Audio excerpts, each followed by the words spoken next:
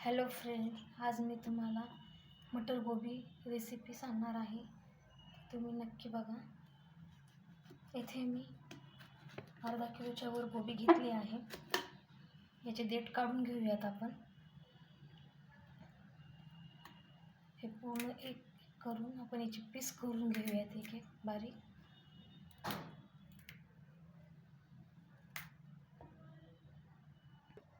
तुम्ही बघू शकतात असे वेगवेगळे पीस करून घेतले. आता आपण याचे देठ काढून आपण याला कट करून घेऊयात. थोडेसे आता याचे असे देठ काढूयात. आता बारीक असं कट करून घेऊयात आपण. कवळे देठ असतील तर कवळे देठ घेऊ शकतात.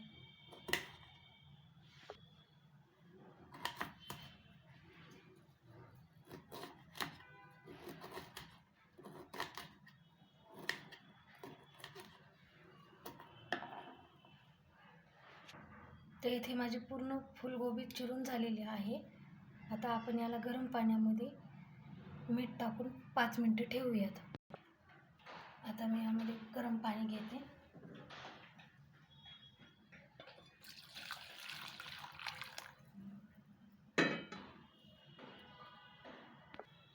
यामध्ये थोडीशी हळद टाकते.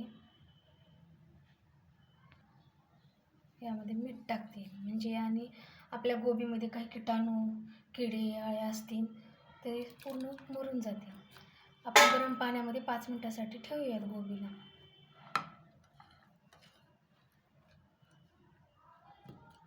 तुम्ही बघू शकता 5 मिनिटासाठी मी झाकून ठेवते.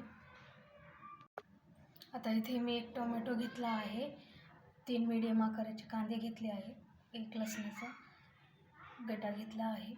आता आपण याला चॉप करून घेऊयात. टोमॅटो चॉप करून घेऊयात.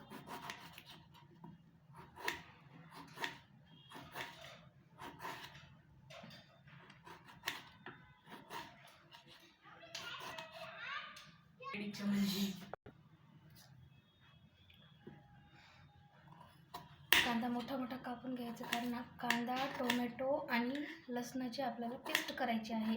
तिन्ही एकत्र करून आपल्याला त्याची मिक्सरमध्ये पेस्ट करायची आहे. तुम्ही बघू शकता मी कसा कांदा कापला आहे. अशा प्रकारे कांदा कापायचा.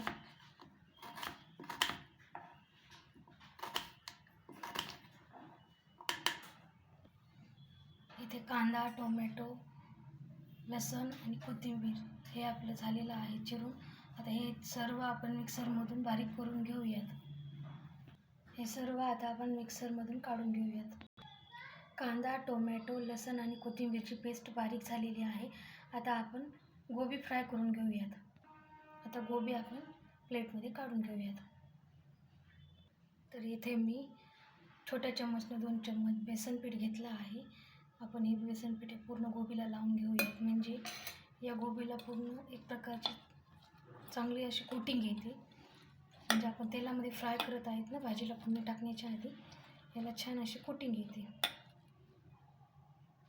आता मी इथे कढई ठेवली आहे. कढईमध्ये तेल टाकलं आहे. आता आपण यामध्ये गोबी फ्राय करून घेऊयात. तेल चांगलं गरम झालेलं आहे.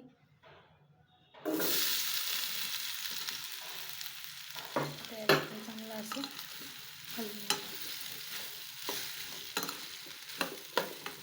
त्याला हलवत राहायचं, म्हणजे बुडाला चिटकणार नाही, कारण आपण यामध्ये बेसन पीठ टाकलं आहे. आता आपली गोबी ही हलकीशी ब्राऊन झाली आहे. त्याला बेसन लावलेलं आहे ना, त्याला हळूशी थोडासा थर असं कोटिंगचे आलेले आहे. तर तुम्ही बघू शकता कशी झाली आहे. आता याला आपण काढून घेऊया. आता त्याच कढईमध्ये आपण फोडणी टाकूयात. तेल गरम झालेलं आहे. आता आपण मोहरी आणि जिरे टाकूयात. मोहरी जिऱ्याला छान असं तडतडू देऊयात.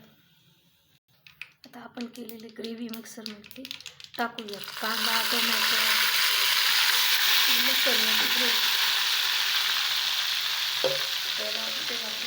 फ्राय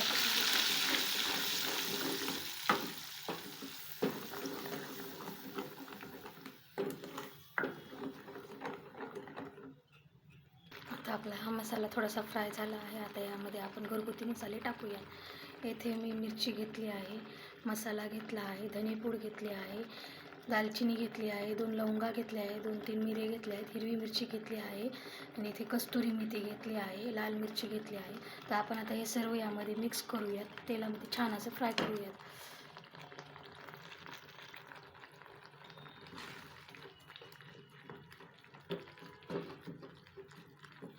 तुम्ही बघू शकतात मसाले टाकल्यावर त्याचा कलर कसा आला आहे.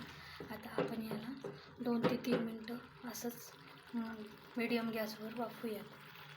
आता 2 ते 3 मिनटं झालेली आहेत. तुम्ही बघू शकतात याला तेल सुटलेलं आहे. आता आपण यामध्ये मटर टाकूयात, कारण आपण मटर गोबी बनवत आहोत.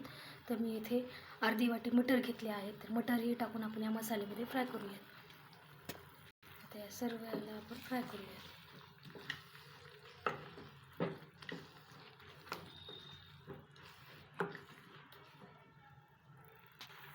थोडंसं मीठ टाकूयात. मी गोबीमध्ये मीठ टाकले ना, त्यामुळे मी थोडंसंच टाकलं आहे. तुम्हाला पाहिजे असेल तर तुम्ही टाकू शकता. मसाला असा एकजीव झालेला आहे. आता यामध्ये मी फ्राय केलेली गोबी टाकते. आता याला मी चांगलं असं फ्राय करून घेते. यामध्ये मी मिक्सरचं जार विसळलेलं पाणी मी यामध्ये टाकत आहे. 1 वाटी पाणी टाकत आहे. आता याला आपण एकजीव करूयात.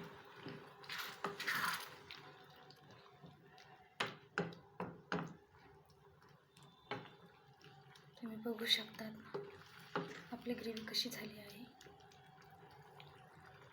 त्याची कंटेन्सी बघू शकतात. आपण याला आता 5 मिनटं असेच मंद आचेवर वाफवून घेऊयात. झाकण ठेवूयात 5 मिनटासाठी. तर तुम्ही बघू शकता इथे आपली भाजी पूर्ण तयार झालेली आहे. रेस्टॉरंट स्टाईल मटर गोबी तयार झालेली आहे. यामध्ये तुम्ही थोडंसं मॅगी मसालाही टाकू शकता. तर इथे आपली रेस्टॉरंट स्टाईल मटर गोबी तयार झालेली आहे. हे आपण पोळीसोबत किंवा पराठ्यासोबत खाऊ शकतो. तुम्ही नक्की ट्राय करा. तुम्हाला भाजी जर आवडली असेल, रेसिपी आवडली असेल तर उषाज किचन रेसिपीला सबस्क्राईब करा, लाईक करा, कमेंट करा.